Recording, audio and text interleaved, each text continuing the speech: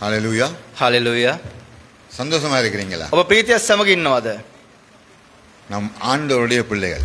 අපි දෙවියන් වහන්සේගේ දරුවන්. ஆமென். ආමේන්. நாங்க எப்பொழுதும் சந்தோஷமா இருக்கணும். අපි සෑම මොහොතකම ප්‍රීතිය සමග සිටිය යුතුයි. ஆண்டவருடைய வேதம் சொல்லுகிறது, දේව වචනය සඳහන් කරනවා இந்த நாளிலே මේ දවසේ உங்கள் சந்தோஷம், உங்கள் துக்கம் ඔබගේ දුක් சந்தோஷமாய் மாறுவதாக. ප්‍රීතියට ඇරේවා. ஆமென் சொல்லுங்க. ආමෙන් කියන්න. ஏனென்றால் ඇයි නම් அவருடைய வார்த்தை උන්වහන්සේගේ වචනය ஆம் என்றும் ஆமேன் என்றும் இருக்கிறது. එසේ කියත් එසේ ආමෙන් කියත් පිළිගන්න. அப்ப எப்பொழுது நாம் அந்த வார்த்தை வருகிற போது සෑම විට මේ වචනය පැමිණෙන මොහොතේදී நாங்கள் ஆமேன் என்று சொன்னால் අපි ආමෙන් කියන මොහොතේදී அதை நாங்கள் பெற்றுக்கொள்கிறோம். ඒක අපි ලබා ගන්නවා. எப்படி ஒரு தொழிலை செய்து அந்த இடத்திலிருந்து நாங்கள் அந்த வருமானத்தை பெறுகிறோமோ, කොහොමද රැකියාවක් කරමින් මේ ස්ථානයෙන් වැටුපක් අපි ලබන්නේ? அதை நாங்கள் கிரியை செய்து பெற்றுக்கொள்கிறோம். ඒක අපි ක්‍රියාවක් තුලින් ලබා ගන්නවා. ஆனால் இந்த வேதத்தின்படி නමුත් දේව වචනය අනුකූලව அவருடைய வார்த்தையை நான் விசுவாசித்து උන්වහන්සේගේ වචනය විශ්වාස කරමින් ஆமேன் என்று சொல்லுகிற போது ආමෙන් කියා පවසන මොහොතේදී அந்த வார்த்தை எங்களுக்குள் வந்து கிரியை செய்கிறது. ඒ වචනය අප තුල ඇවිත් ක්‍රියාත්මක වෙනවා. ஹalleluya. හalleluya. ஒரு சிறிய பல்லவியை பாடிவிட்டு பின்பதாக வேதத்துக்கு கடந்து செல்லுவோம். කුඩා ගීතිකාවක් තුලින් ඉන්පසු වචනට යමු. கீபோர்ட் மாத்திரம் கொஞ்சம் போட்டீங்கன்னா போதும். ட்ரம் தேவையா. அவர் ஒரு தாயை போல ஒரு நல்ல தேவன். උන්වහන්සේ මවෙක්සේ යාපත් දෙවියන් වහන්සේ. அவர் தாய். උන්වහන්සේ මවෙක්. அவர் தேற்றுகிற ஒரு ஆண்டவர். උන්වහන්සේ සනසන්නව දෙවියන් වහන්සේ. அவர் ஒரு தகப்பன். උන්වහන්සේ පියෙක්. அவர் சுமக்கிற ஒரு தகப்பன். උන්වහන්සේ උසුලන්නව පියෙක්. சில வேளை நாம் நம்முடைய பிள்ளையை விழுந்து விட்ட பிறகு தூக்குவோம். සමහර විට අපගේ දරුවා වැටුණායින් පස්සුව අපි උස්සනවා. ஆனால் அவர் விழ முன்பதாக தூக்குகிற ஒரு නමුත් ஆண்டவர். උන්වහන්සේ වැටෙන්න පෙතෙමින් උසුලනවා. கண்களை மூடுவோம். අපි ඇස්වාමු. ஒரு பாடலுடைய முதல் அடியை பாடி ගීතිකාවේ පළවෙනි පේලිය ගායනා தேவனுடைய කරමින් வார்த்தைக்கு கடந்து දේ செல்வோம். වචනයට සවන් දෙමු. தாய் போல தேற்றி தந்தை போல ஆற்றி தோள் மீது சுமந்திடும் என் இயேசையா. தாய் போல தேற்றி தந்தை போல ஆற்றி தோள் மீது சுமந்திடும் எந்தன் இயேசையா. உம்மை போல புரிந்து கொள்ள யாரும் இல்லையே, உம்மை போல அரவணைக்க யாரும் இல்லையே, உம்மை போல புரிந்து கொள்ள யாரும் இல்லையே, உம்மை போல அரவணைக்க யாரும் இல்லையே. நீர் போதும் என் வாழ்விலே. சொல்லுங்க எல்லாரும், நீங்க போதும் ஆண்டவரே. කියන්න ස්වාමින වහන්සේ நீங்க සෑයේ. போதும் ஆண்டவரே. වහන්සේ සෑයේ நீங்க ස්වාමිනේ. இருந்தா எல்லாம் நடக்கும் ஆண்டவரே. වහන්සේ සිටියොත් සියල්ල සිදු වෙනවා ස්වාමිනේ. ஏசையா நீர் போதும் என் வாழ்விலே, நீர் போதும் என் வாழ்விலே, நீர் போதும் என் வாழ்விலே. ஆமென். ආමේන්. அன்பின் பரலோக தகப்பனே, යාපත් ස්වර්ගයේ පියාණනේ, இந்த புதிய காலை வேளைக்காக உமக்கு நன்றி. මේ අලුත් උදෑසන නිසා ඔබ වහන්සේට ස්තුතියි. காலைதோறும் உம்முடைய புதிய கிருபையா இருக்கிறது சுவாமி. ස්වාමිනේ අලුත් දවසක් තුල ඔබ වහන්සේගේ කරුණාව තිබෙනවා ස්වාමිනේ. இந்த காலை வேளை உம்முடைய சமூகத்துல வந்திருக்கிறோம். මේ උදෑසන ඔබ වහන්සේගේ අභිමුඛයට ඇවිත් තිබෙනවා. இந்த நாளில் உம்முடைய புதிய கிருபையினால நிரப்புவீராக. මේ දවස තුල ඔබ වහන්සේගේ අලුත් කරුණාව තුලින් මඟ පෙන්වන්න. கிருபையினால நடத்துவீராக.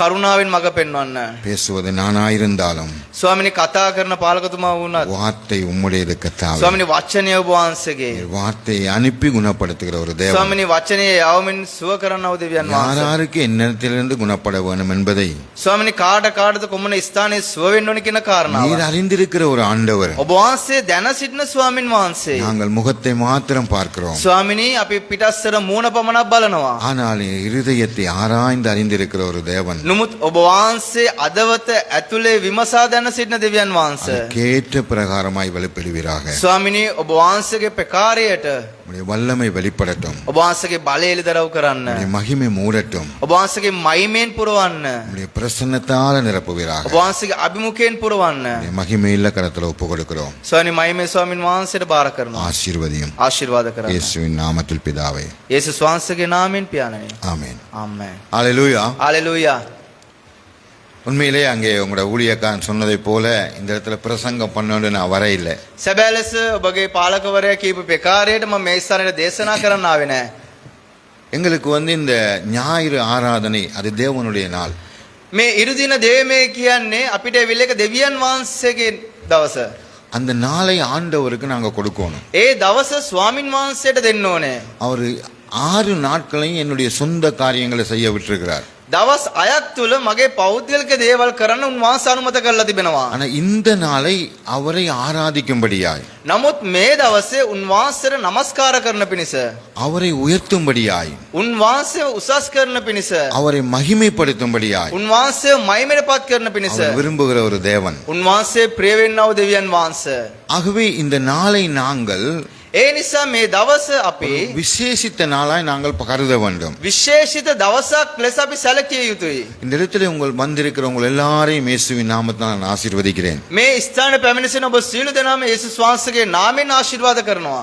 ஏனென்றால் ඇයි නම් இந்த நாட்களிலே இந்த நேரத்திலே මේ දවස්වල මේ දවසේ வரக்கூடிய வசதி இருந்தும் வராதவர்கள் அநேகர் இருப்பார்கள். එන්න පාසුකමක් තිබියේදී නැවිත් ඉන්න බොහෝ දෙනෙක් සිටිනවා. வர முடியாத சூழ்நிலைகளும் அநேகர் இருக்கலாம். එන්න බැරි බොහෝ වාතාවරණයක් තුල බොහෝ අය ඉන්න පුළුවන්. இப்ப நான் இருக்கிற தேசத்தை எடுத்தால் පාලකවරයා ඉන්න දේශය ගත්තොත් அங்கே ஞாயிற்றுக்கிழமையில் வேலைகளும் செய்ய வேண்டும். ඒ ඉරුදිනත් රැකියාවට යා යුතුයි. ஆனாலும் ஜனங்கள் නමුත් ජනතාව வேலை முடித்து வருவார்கள். ඒ රැකියාව අවසන් කරලා එනවා. போகும் முன்பதாக வந்து தேவனை ஆராதித்து அதன் பின்பதாக அவர்கள் போவார்கள். ඒ රැකියාවට යන්න පෙතිමෙන් දෙවන් වහන්සේට নমස්කාර කරලා නැවත රැකියාවට යනවා. என்றால் அந்த தேசத்துடைய அந்த அதிகாரங்களுக்கு நாங்கள் கீழ்ப்பட்டிருக்க வேண்டிய நிலைமை. ඒ දේශයේ ආධිපත්‍යයට අපි යටත් විය යුතුයි. இங்கும் சில தொழில் நிமித்தம் அப்படி வராமல் இருக்கலாம். මේත් එවැනි රැකියා අවස්ථාවන් නිසා දෙමේට සහභාගී වෙන්නේ නැති වෙන්න පුළුවන්. எந்த அளவுக்கு நாம் முயற்சி செய்து කොතරම් දුරට අපි උත්සාහ කරමින් ஆண்டவருடைய சமூகத்துக்கு வருகிறோமோ දෙවියන් වහන්සේගේ අභිමුඛයට එනවද, அந்த அளவுக்கு நம் ஆண்டவர் நம்மை நினைத்து ஆசீர்வதிக்கிற ஒரு ஆண்டவர். එතරම් දුරට දෙවියන් වහන්සේ අපි ගැන සලකා ආශිර්වාද කරන දෙවියන් වහන්සේ. நாம் இந்த ஆராதனைக்கு வருவது, අපි මේ දේමයට පැමිණෙන්නේ இந்த தேவனை ஆராதிப்பது දෙවියන් වහන්සේට নমස්කාර ஒரு කරන්නේ கட்டாயத்தினால் அல்ல, එක බලකිරීමක් තුලින් නෙමෙයි. அன்பு. ප්‍රේමය. ஏனென்றால் ඇයි නම් நம்மை அவர் அன்பு கூர்ந்தபடியினால். අපිට උන්වහන්සේ ප්‍රේම කළාසේ நானும் நீங்களும் யார்? ඔබයි මමයි කවුරුන්ද? புறஜாதிகளா இருந்தோம், අපි අන්‍ය ජාතිකයන්ල සිටියා. தேவன் அற்றவர்களா இருந்தோம், தேவன் அற்றவர்களா, දෙවියන් වහන්සේ නැතුව සිටියා. நாங்கள் ஒரு தேசம் இல்லாதவர்களா இருந்தோம். අපිට දේශයක් නැතුව සිටියා. அப்படியான ஒதுக்கப்பட்ட ஜனமா இருந்த எங்களை එවැනි කොන් කරනු ලැබපු ජනතාවක් ලෙස සිටිය අපිට அந்த பிதாவானவர் පියාණන් වහන්සේ குமாரனாய் நம்மை தேடி வந்தார். පුත්‍රයාණන් ලෙස උන්වහන්සේ සොයාගෙන ආවා. அவர் தன்னுடைய முழுமையான அன்பை நம்மீது செலுத்தினார். උන්වහන්සේගේ සම්පූර්ණ ප්‍රේමය අපට දැක්වුවා. அவருடைய அன்புக்கு ஆழம் இல்லை, උන්වහන්සේගේ ප්‍රේමයට ගැඹුරත්වයක් නැහැ. அதற்கு நீளம் இல்லை, ඒකට පළලක් නැහැ. உயரம் இல்லை, දිගක් නැහැ. அகலம் இல்லை. ඒකට පළලක් නැහැ. அவருடைய அன்பு மாறாத ஒரு அன்பு. උන්වහන්සේගේ ප්‍රේමය නොවෙනස් වෙන්නව ප්‍රේමයක්. மனிதனுடைய அன்பு මනුස්සයාගේ ප්‍රේමය சில வேளை நாம் நம்முடைய வாழ்க்கையில் அதை சந்திக்கலாம். සමහර විට අපගේ ජීවිතයට ඒ කාරණාව හමු වෙන්න පුළුවන්. நாம் ஒரு காரியத்தை செய்தால் அவர்கள் அன்பு செய்வார்கள். මම යම්කිසි ක්‍රියාවලියක් කරොත් ඔවුන් මට ප්‍රේම நாம் කරනවා. கொடுத்தால் அவர்களை அன்பு செய்வார்கள். මම දුන්නොත් ඔවුන් මට ප්‍රේම කරනවා. அது குடும்பத்திலும் இருக்கிறது. ඒක පවුල තුලත් තිබෙනවා. நாம் சில வேளை கொடுக்காவிட்டால் සමහර අපි නොදුන්නොත් அவர்கள் அன்பு செய்ய மாட்டார்கள், ඔවුන් ප්‍රේම කරන්නේ නැහැ. மறந்து விடுவார்கள். ඔවුන් අමතක කරනවා. ஆனால் என் ஆண்டவர் නමුත් මගේ දෙවියන් වහන්සේ அப்படி அல்ல. එහෙම නෙමෙයි. அவருடைய அன்பு மாறாதது, උන්වහන්සේගේ ප්‍රේමය නොවෙනස් වෙනව என்றென்றும் ප්‍රේමයක්. நிலையானது. ඒක සැබෑ ලෙස ස්ථිරව තිබෙන அவர் ප්‍රේමයක්. எப்படி மாறாதவராய் இருக்கிறாரோ උන්වහන්සේ කෙලෙසද නොවෙනස් වෙන්නව ලෙස அப்படியே සිටින්නේ. அவருடைய அன்பும் என்றென்றும் மாறாது. එලෙසත් උන්වහන්සේගේ ප්‍රේමය වෙනස් වෙන්නේ නැහැ. ஹalleluya. හalleluya. வெளியே தேவனுடைய வார்த்தைக்கு செல்வோம், අපි දෙවියන් වහන්සේගේ වචනයට යමු. எடுத்துக்கொள்வோம். අපි පෙරලා ගමු.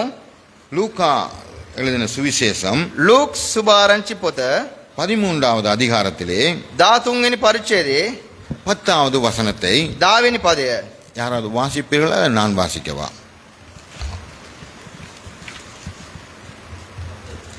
10 லூக்கா 13. ලූක් 13 10 ஒரு ஓய்வு நாளில் அவர் ஜெப ஆலயத்தில் போலகம் பண்ணிக் கொண்டிருந்தார். ஆமென். அது எந்த நாள்? ඒක කුමන දවසද? ஒரு ஓய்வு நாள். එක් සබත් දවසක්. அப்ப இது எந்த நாள்? මේ කුමන දවසද? இதுவும் ஒரு ஓய்வு நாள். මේකත් සබත් දවසක්.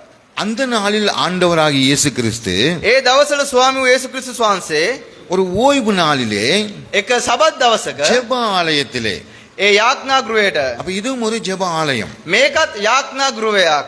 என்றால் இங்க வேறு ஒரு காரியம் நடப்பதல்ல. මේ ස්ථානයේ වෙන ක්‍රියාවලියක් සිදු වෙන්නේ නැහැ. இங்க நாங்கள் ஜெபிக்கிறோம், මේ ස්ථානේ අපි යාඥා කරනවා, துதிக்கிறோம், ප්‍රශංසා කරනවා, தேவனுடைய நாமத்தை දිව්‍යන් மகிமைப்படுத்துகிறோம், වහන්සේගේ නාමයට මහිමයටපත් කරනවා, தேவனுடைய வார்த்தைகளை நாங்கள் அங்கே பிரசங்கிக்கிறோம். දිව්‍යන් වහන්සේගේ වචනේ ස්ථානේ දේශනා அந்த කරනවා. தேவனுடைய வார்த்தைகளுக்குரிய அந்த விளக்கங்களை நாங்கள் தெரிந்து මේ கொள்ளுகிறோம். දේව වචනේ තියෙන කාරණාවන් අපි දැනගන්නවා. ஆகவே இதுவும் ஒரு ஜெப ஆலயம். ඒ නිසා මේකත් යාඥා ගෘහයක්. அன்றைக்கு அந்த ஆண்டவர் එදා ඊට දෙවියන් වහන්සේ அவர் ஓய்வு நாளிலே ඒ සබත් දවසේ ஜெப ஆலயத்திலே போதகம் பண்ணி கொண்டிருந்தார்.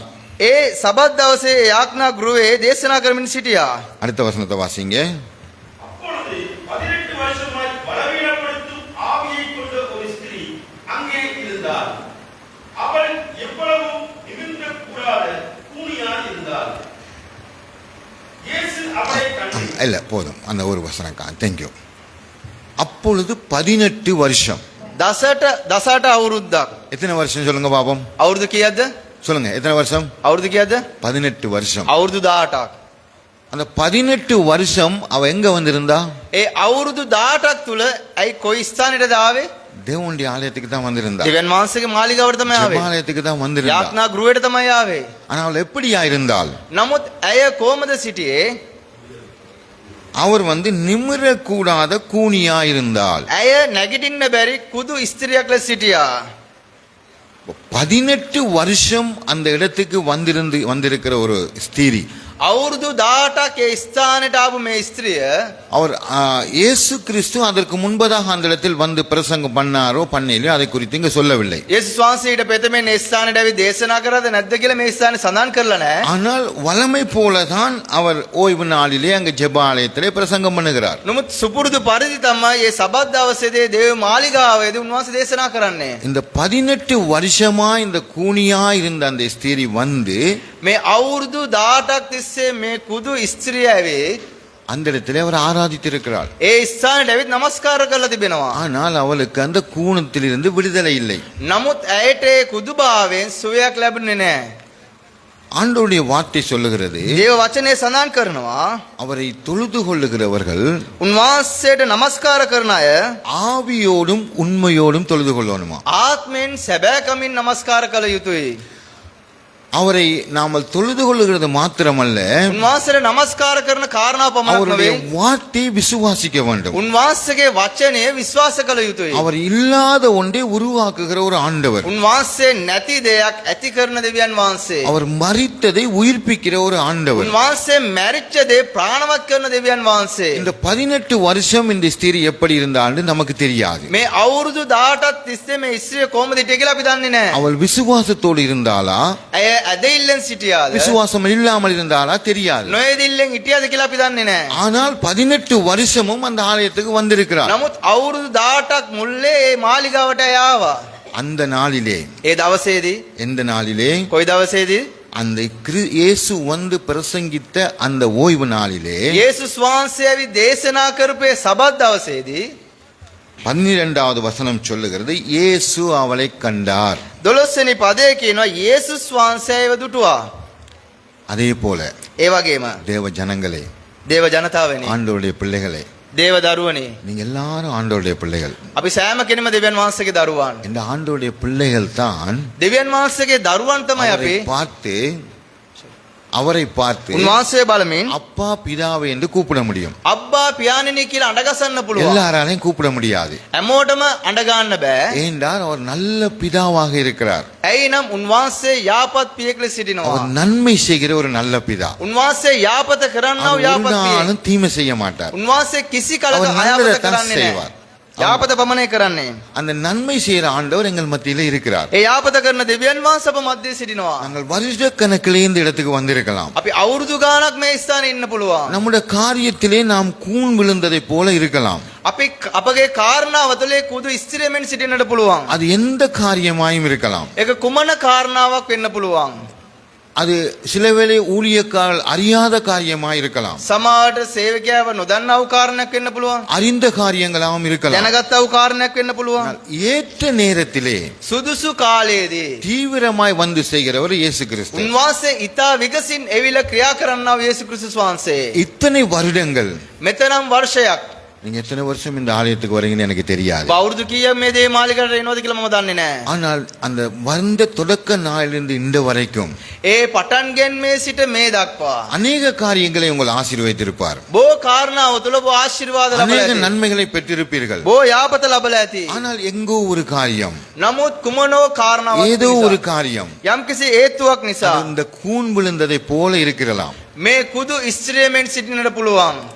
ஆகவே ஆண்டவர் இந்த நாளிலே உங்களை பார்த்து சொல்லுகிறார். ඒ නිසා දෙවියන් වහන්සේ මේ උදෑසන ඔබ இயேசு බලලා அவளை කියනවා. எப்படி கண்டாரோ යේසුස් වහන්සේ කෙලෙසද ඇයව දුටුවේ இந்த நாளிலே මේ දවසේදී. அந்த காரியத்தை குறித்து ஆண்டவரும் உங்களை நோக்கி பார்க்கிறார். ඒ කාරණාව තුලින් දෙවියන් වහන්සේ ඔබ දෙස බලනවා. இந்த நாள் வரைக்கும் அவருக்கு தெரியாமல் இருக்கவில்லை. මෙතරම් දවස දක්වා උන්වහන්සේ නොදැන සිටියේ නෑ. அவருக்கு தெரியும். උන්වහන්සේට දන්නවා. ஆனால் ஆண்டவர் எல்லாவற்றுக்கும் ஒரு வேலையை வைத்திருக்கிறார். නමුත් දෙවියන් වහන්සේ හැම කාරණාවකම රාජකාරියක් තබා තිබෙනවා. மரித்த லாசருவை මියගිය ලාසරුස් அவர் மரிக்காமலே ஆண்டவர் உயிரோடு வைத்திருக்கலாம். නොමරි ඔබ ජීවිතුන් අතර තබන්න දෙවියන් වහන්සේට පුළුවන්. ஆனால் 4 நாட்கள் ஆன பின்புதான் ஆண்டவர் அந்த மகனை உயிர்ப்பிக்க வேண்டும் என்றால் දවස් 4කට පසුව තමයි මේ පුත්‍රයව දෙවියන් වහන්සේ ප්‍රාණවත් කරන්න ඕනේ නම් அதுக்கு ஆண்டவர் ஒரு நியமம் வைத்திருக்கிறார். ඒකට දෙවියන් වහන්සේ යම්කිසි නියමනයක් තබා තිබෙනවා. அந்த காலத்தில் அதை செய்கிற போதுதான் ඒ කාලෙදී ඒක කරන මොහොතේදී තමයි தேவநாம மகிமைப்படும். දෙවියන් වහන්සේගේ නාමය මහිමයටපත් වෙන්නේ. அப்ப அதே போல ඒ වගේ ஆண்டவருக்கு தெரியும் දෙවියන් වහන්සේට දන්නවා எந்த நேரத்தில் அவர் எதை செய்ய வேண்டும் என்று. කොයි කාලෙද කුමක්ද කරන්න ඕනේ කියලා. நானும் நீங்களும் விரும்பலாம் இந்த நிமிஷம் நமக்கு நடக்கணும் என்று சொல்லி. ඔබත් මමත් ආස කරන්න පුළුවන් මේ දවසේ කාරණාව සිදු වෙන්න ඕනේ කියලා. நம்முடைய சிந்தைக்கு நாம் சரியா இருப்பதாக தோன்றும். අපගේ සිතුවිල්ලට අපි හරි ලෙස පෙනෙන්නට පුළුවන්. ஆனால் தேவனுக்கு தான் தெரியும் නමුත් දෙවියන් වහන්සේට පමණයි දන්නේ சரியா பிழையா. මේක හරිද වැරදිද. இப்பொழுது நான் இந்த காரியத்தை அவருக்கு செய்தால் දැන් මේ කාරණාව මම ඔබට කරොත් இதன் பின்பதாக வரப்போகிறதை ஆண்டவர் அறிவார். මින් පසුව සිදුවෙන්නව කාරණාවන් දෙවියන් වහන්සේ දන්නවා. நாம் அறிய மாட்டோம். අපි නොදනවා. நம்முடைய கண்களுக்கு எல்லாம் நல்லா தான் தெரியும். අපගේ ඇස් වලට සියල්ල යාපත ලෙස තමයි පෙනෙන්නේ. எத்தனையோ காலங்கள் ஜெபித்திருக்கலாம். බොහෝ කාලයක් යාඥා කරන්න පුළුවන්. ஆனா அந்த ஜெபத்துக்கு இன்னும் பதில் வராமல் கூட இருக்கலாம். නමුත් ඒ යාඥාවට තාමත් පිළිතුරක් නොලැබෙන්න පුළුවන්. அதுக்கு நேரம் உண்டு, ඒකට වෙලාවක් තිබෙනවා. அது காலம் உண்டு. ඒකට කාලයක් තිබෙනවා. அந்த ஏற்ற நேரத்திலே ඒ සුදුසු කාලයේදී ஆண்டவர் வந்து දෙවියන් වහන්සේ ඇවිත් அற்புதம் செய்வார். ආස්කම් කරයි. 16வது வசனத்தோட வாசிங்க, மேல் பகுதியை மாத்திரம். 16 උඩ කොටස. 13ல 16வது வசனத்துல மேல் பகுதி மாத்திரம். அவன் மேல் தமது கைகளை வைத்தார். இல்ல சாரி ஐயா, 13வது அதிகாரத்துல லூக்கா ලූක් 13 වෙනි පරිච්ඡේදයේ 16வது வசனம். 16 වෙනි சாத்தான் 18 வருஷமாய் கட்டியிருந்த ஆபிரகாமின் குமாரத்தியாகிய இவளை போதும் போதும். அவள் யார்? ඇය කවුද? ஆபிரகாமின் குமாரத்தி. ආබ්‍රහාම්ගේ දියණියක්. ஆபிரகாம் யார்? ආබ්‍රහාම් කවුද? நம்முடைய ஆதி பிதா. අපගේ ආදි පියවරු. ஆபிரகாமுடைய சந்ததியாய் நாங்கள் அழைக்கப்பட்டிருக்கிறோம். ආබ්‍රහාම්ගේ පරම්පරාවක් ලෙස අපි කැඳවලා තිබෙනවා. அப்ப நீங்களும் நானும் ඔබත් මමත් ஆபிரகாமின் சந்ததி, ආබ්‍රහාම්ගේ පරම්පරාව. ஆபிரகாமின் குமாரத்திகள், ආබ්‍රහාම්ගේ දූරුවන්, ஆபிரகாமின் குமாரர்கள். ආබ්‍රහාම්ගේ පුත්‍රයන්. ஆகவே එම නිසා ஆண்டவர் சொல்லுகிறார், දෙවියන් වහන්සේ කියනවා இந்த 18 வருஷமாய் உன்னை கட்டப்பட்டு வைத்திருந்த මේ අවුරුදු 18ක් මුළුල්ලේ බැඳලා තියෙන இன்றைய நாளில் உன்னை கட்டவிழ்க்கிறேன் අද දවස ඔබ නිදාස් කරනවා. என்று சொல்லி එලෙස කියා இயேசு அவளை கண்டு යේසුස් වහන්සේ අය දෙස බලමින් தம்மிடத்தில் அவரை அழைத்து තමා වෙත ඇව කඳවා ஸ்திரியே ස්ත්‍රිය உன் பலவீனத்தின் நின்று නුඹේ දුර්වලකමින් விடுதலையாக்கப்பட்டா என்று சொல்லி නුඹ මිදුණයි කියා அவள் மேல் தன் கைகளை வைத்தார். ඈපිට අත්‍යබුසේක அவள் நிமிர்ந்து தேவனை மகிமைப்படுத்தினார். එකේනේම කෙලින් වී දෙවියන් වහන්සේට ප්‍රශංසා இந்த කළාය. நாளிலே ஆண்டவர் உங்களை பார்த்து சொல்லுகிறார், මේ මෙලෙසම දෙවියන් වහන්සේ ඔබ දෙස බලමින් කියනවා எத்தனை வருஷங்கள் ஏதோ ஒரு காரியத்தின் நிமித்தம் காத்திருந்தீர்களோ අවුරුදු ගාණක් තිස්සේ යම්කිසි කාරණාවක් දෙස அந்த බලමින් සිටියද காரியத்தை ඒ කාරණාව அந்த ஆண்டவர் ඒ දෙවියන් වහන්සේ இந்த நாளிலிருந்து விடுதலையாக்குகிறாராம். මේ දවස් තුළ ඔබ නිදාස් කරනවා. ஆமென் ආමෙන් ஆமென் சொல்லுங்க. ආමෙන් කියන්න. ஏனென்றால் நான் ஆமென் சொல்லுகிற போது එයිනම් අපි ආමෙන් කියන මොහොතේදී அந்த வார்த்தை உறுதிப்படுத்தப்படுகிறது, ඒ වචනේ ස්ථිර அதை කරනවා. நாங்கள் பெற்றுக்கொள்கிறோம். ඒක අපි ලබා ගන්නවා. ஏசாயா එසායා 60வது அதிகாரம் 8 වෙනි පරිච්ඡේදය 1வது வசனத்தை ஒருக்க வாசிங்க. පළවෙනි පදය පොඩ්ඩක් කියවමු.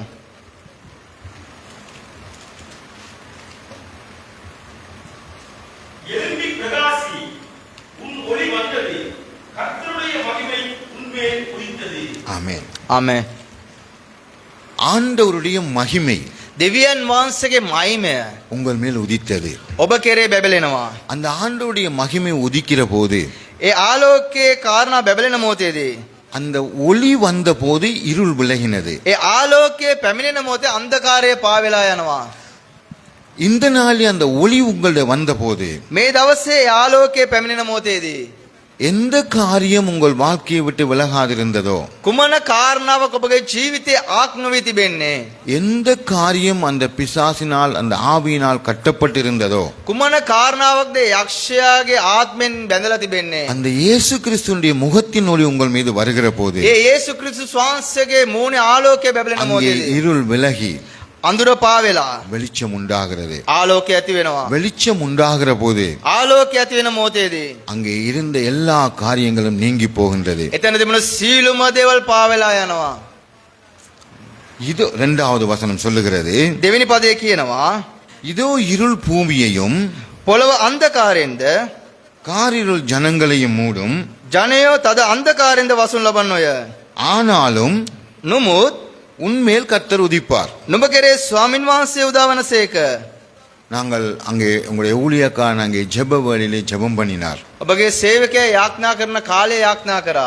நாம் வாழுகிற இந்த காலத்திலே අපි ජීවත් වෙනවා මේ කාලයේදී பூமியிலே பெரிய தேசங்களிலே யுத்தங்கள் பிரச்சனைகள் எவ்வளவோ காரியங்கள் நடைபெறுகிறது. මේ පොළවේ දේශය තුළ යුද්ධවල් මාතු කාරණාවන් සිදු වෙනවා. இதிலே சிறியவர்களிலிருந்து பெரியவர்கள் வரைக்கும் பாதிக்கப்படுகிறார்கள். මේකේ කුඩායේ සිට වැඩිමාල්ලන් දක්වා මේකෙන් පීඩාවක් ලබනවා. பணக்காரர்களிலிருந்து அங்கே பாமர மக்கள் வரைக்கும் பாதிக்கப்படுகிறார்கள். පෝසතා සිට දුප්පතා දක්වා ඒකෙන් පීඩාවක් ලබනවා. அங்கே நாங்கள் ஜெபித்த போது இந்த காரியங்கள் எல்லாவற்றிலிருந்து ஆண்டவர் விடுதலை தர வேண்டும் என்று ஜெபம் பண்ணினோம். අපි යාඥා කරන මොහොතේ නැත්නම් යාඥා කරන විට දෙවියන් වහන්සේ මේ සියල්ලෙන් නිදහස ලබා දෙන්න ඕන කියලා අපි යාඥා කරා. எத்தனை பேர் நாங்கள் விசுவாசத்தை ஜெபம் பண்ணினோம்? අපි කී දෙනෙක් ඇදහිල්ලෙන් යාඥා කරාද?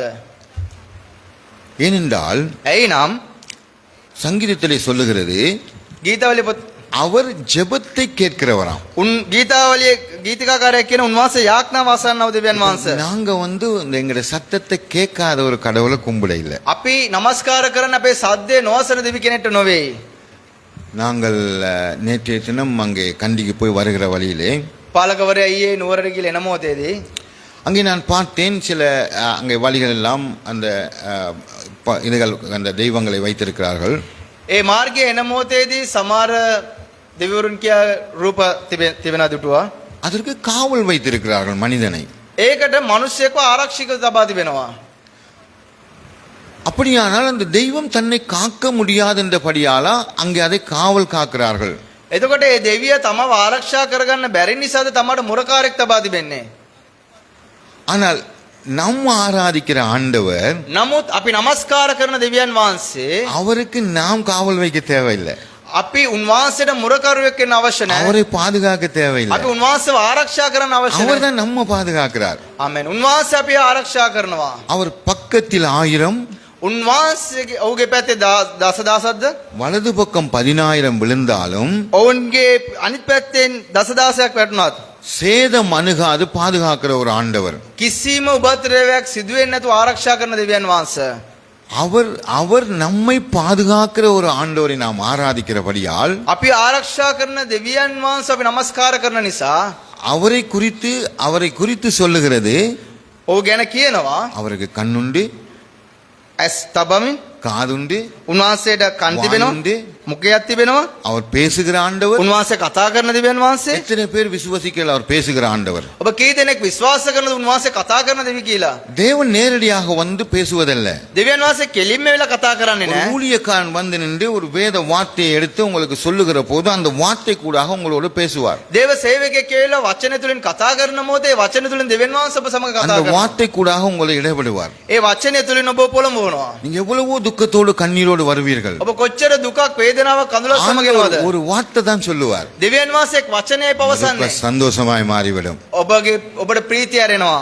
அந்த ஆண்டவரை தான் நாம் ஆராதிக்கிறோம். ආමෙන්. ඒ දෙවියන් වහන්සේට තමයි අපි নমස්කාර அவர் කරන්නේ. ஜெபத்தை கேட்கிற ஒரு ஆண்டவர். උන්වහන්සේ යාඥාව අසන්නව දෙවියන් වහන්සේ. நாங்க இந்த இடத்துல ஜெபித்த ஜெபங்கள் எல்லாவற்றுக்கும் අපේ යාඥා කරපු සෑම යාඥාවකටම நிச்சயமாய் பதில் உண்டு. ආමෙන්. සැබෑ ලෙස ඒකට පිළිතුරු තිබෙනවා. நீங்க எந்த நம்பிக்கையோடு ஜெபம் பண்ணினீங்களோ ඔබ කුමන බලාපොරොත්තුව සමග යාඥා කරාද? நம்பிக்கை வீண் போகாது. ආමෙන්. ඒ ඇදහිල්ල අපත යන්නේ නැහැ.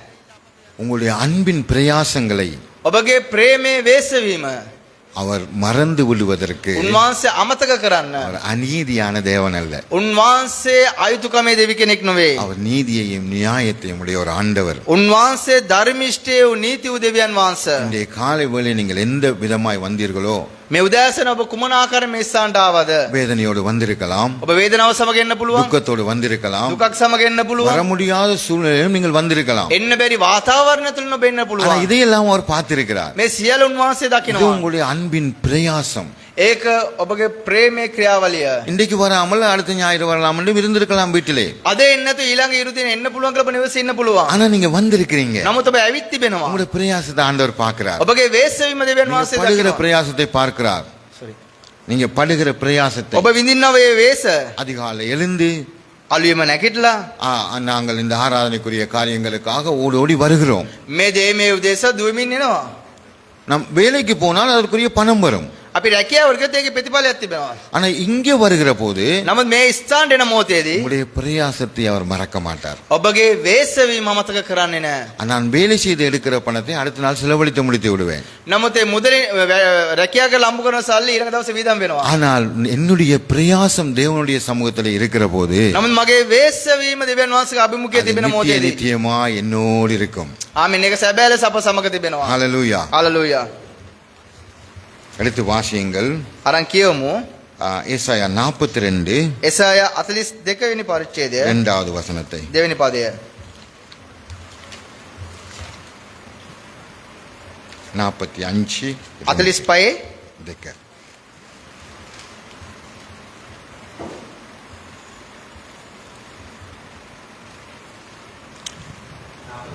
45 நான் உனக்கு முன்பே போய் கோணலானவைகளை செவ்வையாக்குவேன். அடுத்த வாசிங்க. உன்னை பெயர் சொல்லி அழைக்கிற இஸ்ரவேலின் தேவனாகிய கர்த்தர் நானே என்று நீ அறியும்படியும் வெண்கல கதவுகளை உடைத்து இரும்பு தாழ்பாள்களை முறித்து அந்தகாரத்தில் இருக்கிற பொக்கிஷங்களையும் ஒளிப்பீடத்தில் இருக்கிற புதையல்களையும் உனக்கு கொடுப்பேன். நான் என் தாசனாகிய யாக்கோபின் நிமித்தமும் நான் தெரிந்து கொண்ட இஸ்ரவேல் நிமித்தமும் நான் உன்னை பேர் சொல்லி அழைத்து நீ என்னை அறியாததும் உனக்கு நாமம் தரித்தேன். 5 வாசிங்க. நானே கர்த்தர், வேறொருவர் இல்லை.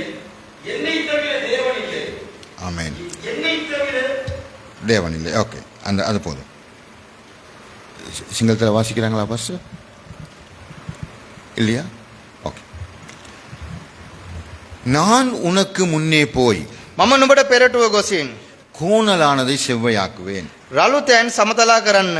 இந்த 18 வருஷமாய் கூனியாய் இருந்த அந்த பெண்மணி මේ අවුරුදු 18ක් කුදුභාවයෙන් සිටියේ ස්ත්‍රිය அவ்வளவு காலமும் வந்து ஆண்டவரை ஆராதித்திருக்கிறார். එච්චර කාලයක් ඇවිත් දෙවියන් වහන්සේ නමස්කාර ஆனால் කරා. அந்த நாள் නමුත් ඒ දවසේ அவருக்கு ஒரு விடுதலையான நாள். ඇයට නිදාස ලැබුවා වූ දවසක්. இதுவரைக்கும் நீங்கள் මෙතරම් දුර ඔබ எந்த காரியத்திலே කුමන කාරණාවක් තුලද தடைப்பட்டதை போல இருந்ததோ, බාධාවක් ලෙස තිබුණාද? எந்த காரியம் கிடைக்காதிருந்ததோ, කුමන කාරණාවක් ඔබට ලැබුණ නැත්තේ? எது நிமித்தம் துக்கப்பட்டு கொண்டிருந்தீர்களோ, කුමක් නිසාද ඔබ දුකටපත් වෙලා ඉන්නේ? எது நிமித்தம் கண்ணீர் வடித்தீர்களோ, ඔබ කුමක් උදෙසාද කඳුළු සලන්නේ? அந்த காரியத்தின் முன்பதாக ඒ කාරණයට පෙතමෙන් ஆண்டவராகிய இயேசு சொல்லுகிறார், ස්වාමී දෙවියන් වහන්සේ කියනවා நான் உனக்கு முன்னே போய் මම නුඹට පෙරටුවෙන් ගොස් எது கோணலா இருந்ததோ, කුමක්ද රළු වෙලා තිබුණේ? உன்னுடைய காரியம் வாய்க்காத படிக்கு, නුඹගේ කාරණාවන් සඵලවත් නොවන පිණිස, உனக்கு கிடைக்க வேண்டியது கிடைக்க கூடாத படிக்கு, නුඹට ලැබෙන්න තියෙන දේ නොලැබෙන පිණිස, நீ செய்ய வேண்டியதை செய்ய முடியாத படிக்கு, උඹ කරන්න තියෙන කාරණාව කරන්න බැරුව எது தடையாய், කුමක්ද බාධාව? எது கோணலாய், කුමක්ද රළුභාවයකින්? எது எதிராய் කුමක්ද විරුද්ධව இருந்ததோ තිබුණාද? அவை எல்லாவற்றையும் ඒ සියල්ලම இந்த நாளிலே මේ දවසේදී செவ்வையாக்குகிறேன். ආමේන් සමතලා කරනවා. ஆனா அதற்கு அவர் அடுத்து சொல்லுகிறார், නමුත් ඉන්පසු උන්වහන්සේ කියනවා நான் மனுஷனா சொல்லல, මම sorry நான் மனிதனை போல මම சொல்லல, මිනිස්සෙක් ලෙස කියන්නේ නැහැ. உன்னை பெயர் சொல்லி அழைத்தவர். නුඹේ නම කියලා කැඳවා තිබෙනවා. அப்ப என்னையும் உங்களையும் அவர் பெயர் சொல்லி அழைத்திருக்கிற ஒரு ஆண்டவர். එහෙනම් උන්වහන්සේ ඔබවත් මාවත් නම කියා කැඳවලා තිබෙනවා. இஸ்ரவேலின் தேவனாகிய கர்த்தர் நான் என்று நீ அறியும்படிக்கு. ඊශ්‍රායෙල් දෙවි ස්වාමින් වහන්සේ වන මම බව නුඹ දැනගන්නා පිණිස. அப்ப என்னுடைய உங்களுடைய ஆண்டவராகிய இயேசு கிறிஸ்து මාගේ ඔබගේ ස්වාමී වුණ යේසු ක්‍රිස්තුස් වහන්සේ யார் என்று நாம் அறியும்படிக்கு, කවුද කියලා දැනගන්නා පිණිස, அவரால் செய்யக்கூடாத அதிசயமான காரியம் ஒன்றுமில்லை என்பதை நாம் அறியும்படிக்கு, උන්වහන්සේට නොයකි කියලා කිසිම කාරණාවක් නැහැ කියලා අපි දැනගන්නා அவரை පිණිස, தவிர வேறொரு தெய்வம் இல்லை என்பதை அறியும்படிக்கு, උන්වහන්සේ ඇර වෙන දෙවි කෙනෙක් නැහැ කියලා දැනගන්නා පිණිස, வானத்திலும் பூமியிலும் ඊළ ආසේද පාත පොළවේද பூமியின் கீழும் පොළවේ සියල්ලද அவருடைய நாமத்தை தவிர வேறொரு நாமம் இல்லை என்பதை குறித்தும் උන්වහන්සේගේ නාමයක් ඇර වෙන නාමයක් நீ නැහැ කියලා அறியும்படிக்கு ඔබයි මමයි දැනගන්නා පිණිස, வெண்கல கதவா இருக்கிற காரியமா இருக்கலாம், පිත්තල දොරටු මෙන් කාරණාවක් තිබෙන්නට පුළුවන්, இரும்பு தாழ்பாலை போல அடைக்கப்பட்ட அந்த காரியம் இருந்திருக்கலாம். යකඩ අගුල් මෙන් මේ කාරණාවක් තිබෙන්නට පුළුවන්. நீங்க எந்த காரியம், ஒரு வீடு வாங்குவதற்காக இருக்கலாம், அல்லது ஒரு வாகனம் வாங்க இருக்கலாம், ஒரு தொழில் காரியமா இருக்கலாம், அல்லது வேறு படிப்பு காரியங்கள் எதுவா இருந்தாலும் ඒ නිවසක් ගන්න වෙන්න පුළුවන්, වාහනයක හේතුවක් වෙන්න පුළුවන්, නැත්නම් අධ්‍යාපන කටයුතු වෙන්න පුළුවන්, කුමන කාරණාවක් වුණත් அதற்காக நீங்க வைத்த அடிகள் எல்லாம் அங்கே சறுக்கி விழுந்திருக்கலாம். ඒ ඔබ ඒ උදෙසා තබපු සියලුම කාරණාවන් ඔබට වැටෙන්න පුළුවන්. அவைகள் தடைப்பட்டு கொண்டு கூட இருந்திருக்கலாம், ඒක බාධාවක් ලෙස තිබෙන්නට පුළුවන්. அல்லது யாராவது அதற்கு தடையா இருந்திருக்கலாம், නැත්නම් කවුවරයකට බාධාවක් ලෙස සිටින්නට පුළුවන්. ஏதாவது ஒரு காரியம் தடையா இருந்திருக்கலாம். නැත්නම් යම්කිසි කාරණාවකකට බාධාවක් වෙන්න පුළුවන්. ஆண்டவர் சொல்லுகிறார், නමුත් දෙවියන් වහන්සේ කියනවා அது வெண்கல கதவா, ඒ පිත්තර දොරවල්, அது இரும்பு தாழ்பாலா, ඒ යකඩ අගුල් කපා දමමින්, அது அந்தகாரத்தில் இருக்கிறதா, ඒක අන්ධකාරයේ තිබෙනවද, அது ஒளிப்பிடத்தில் இருக்கிறதா, ඒක ආලෝකයේ තිබෙනවද, அதையெல்லாம் நான் உனக்கு கொடுப்பேன். ඒ සියල්ලම නුඹට දෙන්නෙමි. இந்த நாளிலே உனக்கு அதை கொடுப்பேன். මේ දවසේදී මම නුඹට දෙන්නෙමි. இந்த நாளில் அந்த எந்த காரியத்தை நீ தடைபட்டிருந்ததோ அவை எல்லாம் உனக்கு விடுதலையாகிறது. ආමෙන්. මේ දවස තුල ඔබට කුමක්ද බාධා වෙලා තිබේ සියල්ලම නිදාස ලබනවා. எப்படி 2000 வருஷங்களுக்கு முன்பதாக කොහොමද අවුරුදු වර්ෂ 2000කට පෙතමෙන් அந்த ஜெப ஆலயத்திலே ඒ යාඥා ගෘහේ அந்த கூனா இருந்த ஸ்திரீ, ඒ කුදු ස්ත්‍රිය அவள் இஸ்ரவேலின் குமாரத்தியா இருந்ததை போல, ඒ ඊශ්‍රායෙල් කුමාරතියක් ලෙස සිටිය නිසා, நாங்களும் இஸ்ரவேலின் பித்திரர்களா இருக்கிறதை போல, අපි දෙවි ඊශ්‍රායෙල් පුත්‍රයන් ලෙස සිටින නිසා அந்த ஆண்டவர் உங்களை பார்த்து சொல்லுகிறார், ඒ දෙවියන් වහන්සේ ඔබ දෙස බලමින් எத்தனை කියනවා வருஷங்கள் இந்த காரியம் தடைபட்டிருந்ததோ අවුරුදු ගාණක් මේ කාරණාවට බාධා වෙලා තිබුණාද, அந்த காரியத்தை ඒ කාරණාව இந்த நாளிலே මේ දවසේදී எப்படி அந்த கூனியை நான் நிமிர பண்ணினேனோ, කොහොමද ඒ කුදු ස්ත්‍රිය මම කෙලින් කරාද, அவள் எப்படி எழுந்து தேவனையை துதித்து மகிழ்ந்தாளோ, ඇය කොහොමද සිටගෙන දෙවියන් වහන්සේට නමස්කාර அதே කළේ, போல உன்னுடைய காரியத்தில் ඒ වගේම ඔබගේ කාරණාවලදී இந்த நாளிலே මේ දවසේදී நான் விடுதலையாக்குகிறேன்.